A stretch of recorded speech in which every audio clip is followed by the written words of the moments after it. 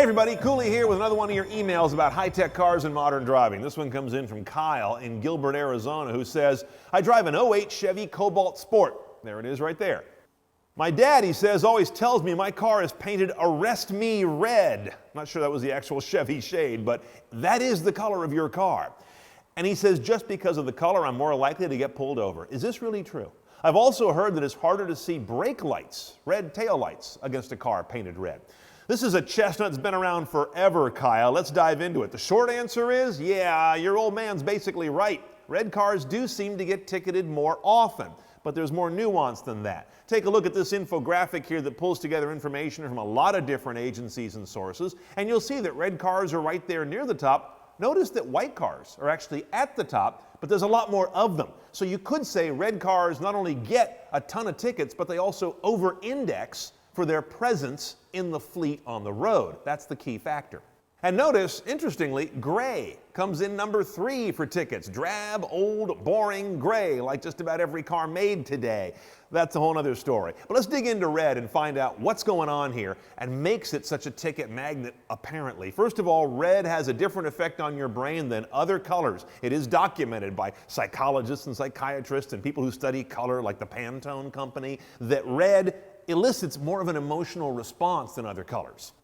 It can increase your energy, your excitement level. It's even been documented to raise blood pressure. So imagine it having that effect on some poor bored policeman who's on speed patrol sitting on the side of the road. Your red car stands out like, wow, the day just got interesting, and he's off and he's after you if you're speeding. So there is something going on there.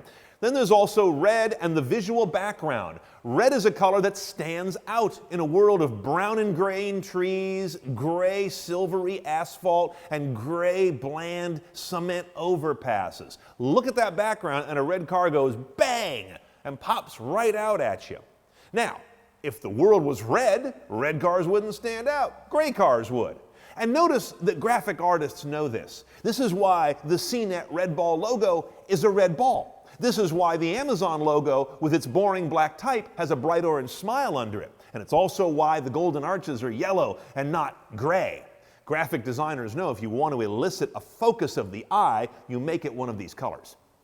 Then there's this idea of red cars and culture. Whether it's true or not, which we're talking about right now, we have this sort of understanding that red cars are fast cars and red cars get more tickets. Whether it's true or not suddenly becomes a concept that people all believe. And it doesn't hurt that 1 out of every 2 Ferraris seems to be red, and they are sort of iconic as fast cars. Corvettes, a whole bunch of other cars that are frequently ordered in these hot red colors. So we start to all believe it. And finally, there's this idea of red and you. Most people, I would posit, who buy a red car didn't buy it because it was the last car left on the lot. They went out seeking a red car because a car to them is really something they want to put out there. And maybe they drive it a little more along that style as well. So these are the 4 factors that I think back up a lot of what we saw in those earlier stats at the beginning.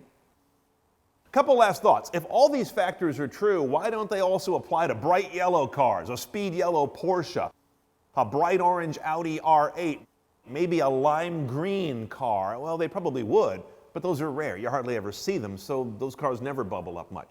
Your last question was, what about red taillights on a red car? It would seem, based on the contrast argument, that yes, they are a little less visible against a red transom of a vehicle.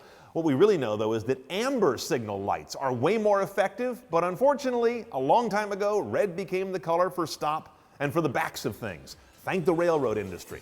So that's not going to change. Keep those emails coming. I'm here to answer your questions about high-tech cars and modern driving. It's Cooley at theroadshow.com.